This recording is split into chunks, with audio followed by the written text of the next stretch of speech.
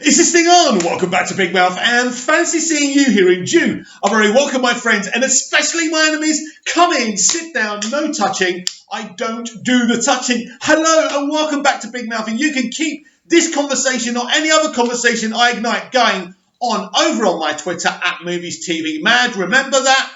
My Vero at Big Mouth 1, and you definitely need to remember my Instagram, which is a hell of a lot of fun. Big Mouth 11289, and welcome to my very special video, Rise of the Fans. The internet has changed everything.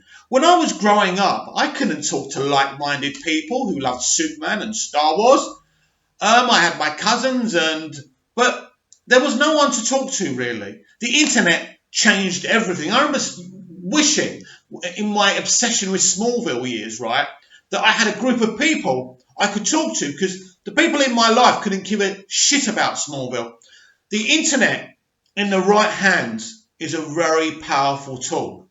And in 2017, two films came out. Justice League and The Last Jedi. It was an amazing year, 2017, because this was the year that the fans really rose from the ashes. Before that, fandoms would moan, complain, bitch about Jar Jar Binks or whatever, right?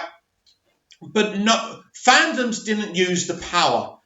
The consumer from any business, from any industry, has the power. We can bring down companies who are manipulating us, who are lying to us, who are doing the wrong thing by us, if we group together. But we've never grouped together before, because the attitude has been, nah, what can we do? We can't make a difference. We're not big enough. They're too big. You are wrong. And it was proven after The Last Jedi and Justice League. We now have two movements, one called the Fandom Menace, and the other called Release the Snyder Cut. Now, I'm part of Release the Snyder Cut, and for a small time, I did enter the Fandom Menace, but I found a couple of people, the prominent people in there, becoming a bit aggressive, and I decided it wasn't for me, but it doesn't mean I don't admire what they've done. And what have they done? What has Release the Snyder Cut done? Well, let's talk about the Fandom Menace, who really became a thing after The Last Jedi. These were really fans, just ordinary people. And The Last Jedi triggered them. And it should trigger anyone. Because what they did to Star Wars via that film, what Rian Johnson, Kathleen Kennedy, Disney, what those people did was criminal. So the Fandom Menace grew from that. Why are they called the Fandom Menace? Because they're a menace. Not to you, not to me, but to Disney. Imagine now, a group of fans is a menace to a massive conglomerate. Imagine that. The power we've got by simply grouping together. The power we have. And then we go to Justice League. Justice League was going to be the third in a trilogy of films. We saw Man of Steel, Batman v Superman, and Zack Snyder was going to do Justice League. Then he didn't. Then he was removed, or he was driven off the project, and he left. All of a sudden, Joss Whedon was brought on. And I said at the time that Justice League would be the last misstep of the DCEU. And I was proven, unfortunately, right. And I said at the time, either this is going to be hailed as a great move, kind of the meeting of two great minds, or it's going to be two different visions, doesn't work. It was worse than that. I was so excited about this film. I believed in Justice League, even after Zack Snyder left, because they lied to us. They told us he was leaving because of the death of his daughter. And they told him to regurgitate, whatever, how you say the word, right? Throw up the same bullshit story. They used the man's death of his daughter, the young lady committed suicide, and they used that. You should know what kind of people studios are. These are the people that you look up to. These are the people with their blue ticks on Twitter tell you how to live, pretend that they're good people. They are not good people. I know some serious crap about these people, producers, actors, but let's not go there at this moment. Maybe later, maybe not later, maybe in another video. So they lied to us. But when I saw the reviews, one review, Digital Spy, said it was an embarrassing film. I thought, here we go, people ganging up on the DCEU. I ignored it. I went into that film, and even when I saw the whole Superman opening scene with the camera phone and all that, I thought that was kind of emotional. I didn't notice the upper lip CG. How could you not, Mick?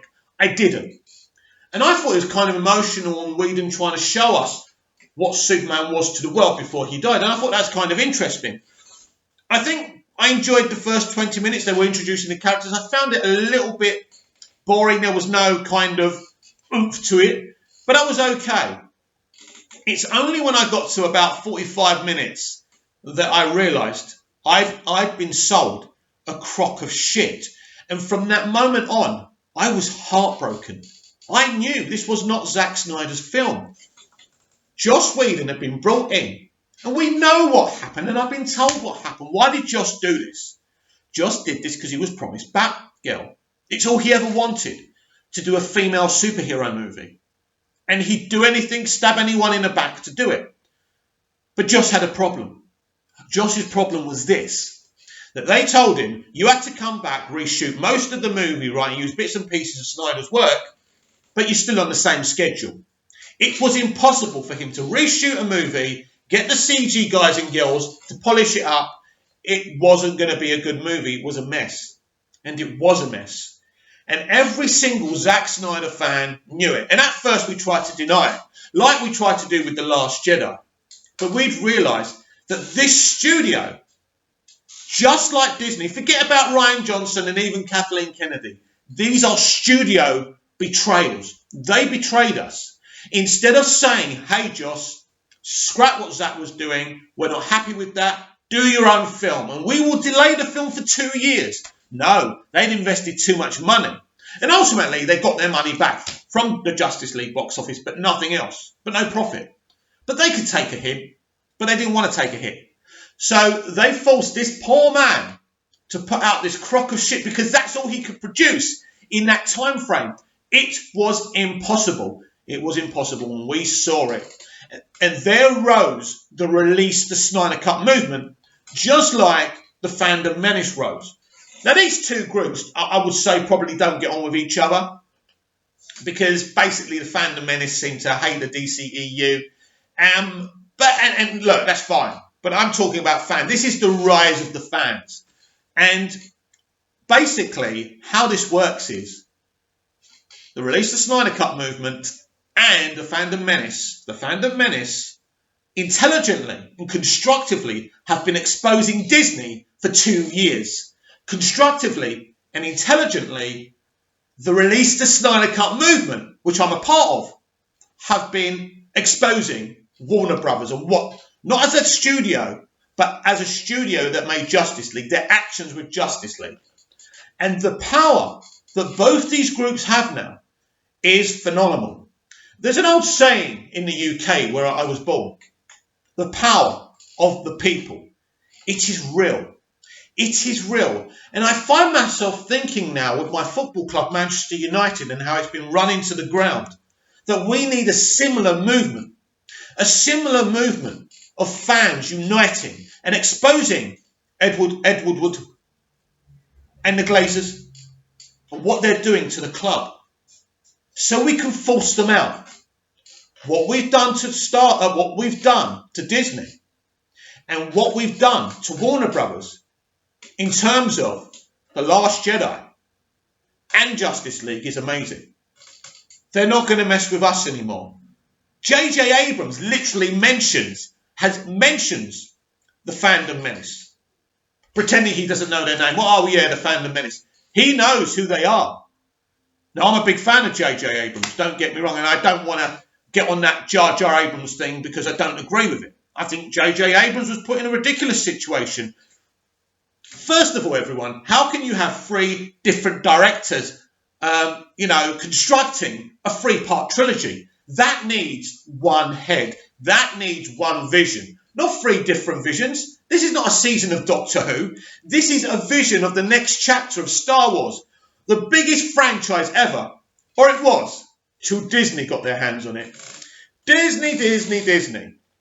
It's interesting, isn't it, when you look at Disney and you look at Warner Brothers, Grace Randolph will tell you how the sun shines out of Feigs.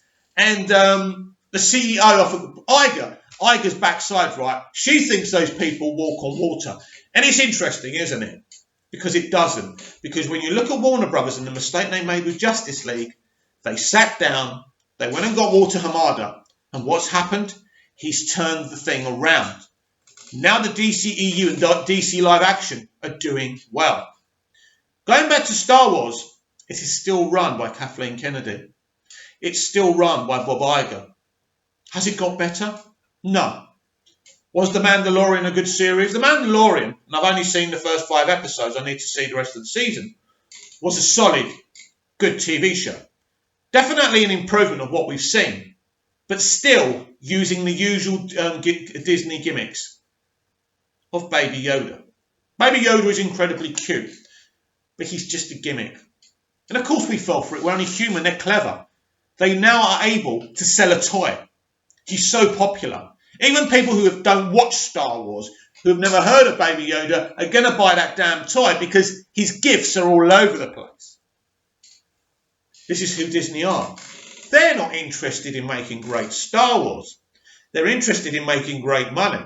Now, all companies are interested in making money, and there's nothing evil or problematic about that. But you can make a lot more money when you create good storytelling, when you make good movies and good TV. But we're in a generation where that's not the interest level now. So the fans rose up. This group of people from nowhere saw what was happening because these groups of people exposed Warner Brothers what they did with Justice League and Disney with The Last Jedi, right? All of a sudden, every time something happens, Jeremy's with a video on Geeks and Gamers. World-class bullshitters are doing a video, right? And they're all there and exposing Disney for what they are. A bunch of charlatans. And the same thing happens with the release of the Snyder Cut. We've been fighting for Zack Snyder's version of Justice League for over 2 years now. And we're still fighting. Probably nowhere near getting it, but we hope. We hope. There's been times where we thought we'd get it. But we're still there. Who knows? But the difference between Warner Brothers and Disney is Disney are not going to change. Warner Brothers are happy to evolve, to survive. In an era where the consumer is so much smarter thanks to the internet, they think they're running the entertainment industry, but they're not. They are being blocked by us at every corner. Every time they try it on, every time they do a misstep, we're there, sitting them down on Twitter or here on YouTube. They can't win anymore. They can't pull the wool over our eyes. There's only one more thing that we have to expose, and that's their so-called representation. Because they only employ one type of version of a person of colour. They only employ one type of person with a certain background who's female. Oh yes, you have to go to certain parties. You have to have a certain cultural background to work in Hollywood. Now, I don't want to go any further than that, but I think that's the thing that the fandom menace and movements like that, like Release the Snyder Cut, will have to expose. Expose them for lying to you, that they're interested in representing you. They want you to say, ooh, I'm in that film. The biggest load of BS I've ever seen. I agree. When I was growing up, there was not enough women in proper lead roles or people of colour. I agree. That had to change. And it has. But they're still only employing people of a certain background, a cultural background. You have to be part of the club to get into the club. Don't let their blarney, right? They're charlatans. Don't let them fool you that they're actually representing people, because that's not their interest. They're just representing their friends and their families and people that have got the same DNA as them and have got the same cultural background as them. They're not representing anyone. It's a fraud. That's what needs to be exposed as well. Now, I don't want to go any further than that because I don't want this channel deleted. I'm sure a few people will report me for saying this. I'm speaking the truth. The background I speak of, which I won't mention, my mother was from the same background before she died last year. So I'm half from that cultural background. That's all I'll say.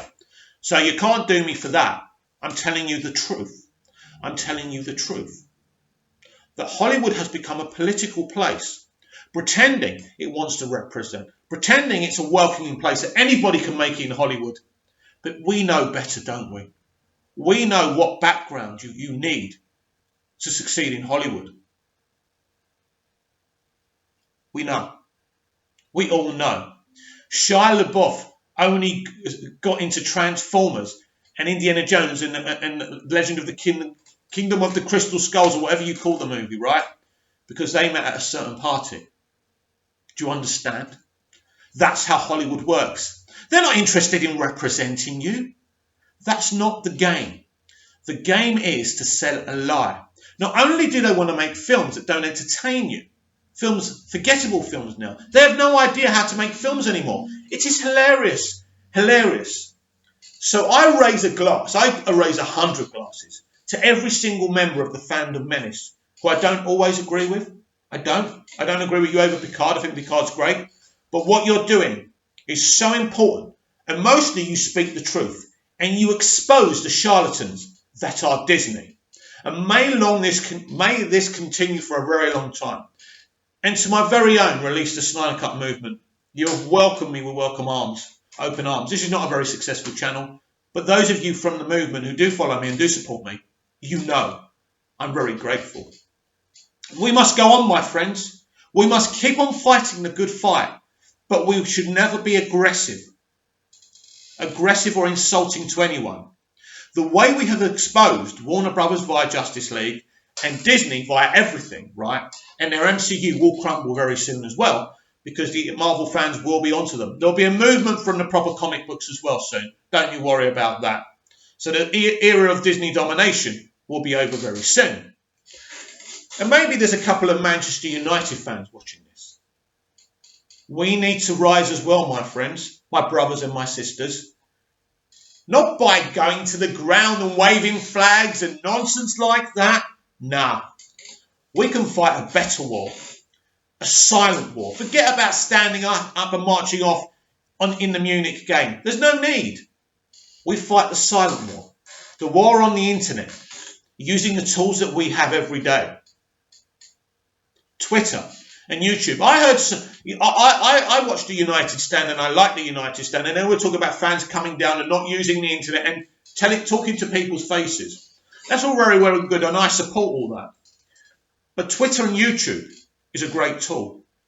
If we band together and create YouTube channels and Twitter accounts where we expose the Glazers and we expose Ed Woodward and what's going on at Manchester United, and even expose Ole Gunnar Solskjaer, because he's not our friend. He's a survivor who wants to keep on sucking off these people for as long as possible. So I leave you with this. The fans, the consumers, the power of the people was born in 2017 when Justice League and The Last Jedi was released. We showed these conglomerates how powerful we are. Without us, my friends, they are nothing. So never think that we don't have a voice. Every single one of you watching this video has a voice. We will always have a voice. This channel will always be for the people. No matter how unsuccessful or successful I become, I am a fan. I love football or soccer, like you Americans call it. I love Star Wars. I love Superman. I love DC. I love escapism. I love storytelling. And that is for us. And it should be made for us, not for the people making it. Not for their BS that they're representing. No. We are in an entertainment industry. Entertain us. Give us some escapism or get out. We have the power, my friends. Let's keep on wielding it in a constructive, intelligent, way.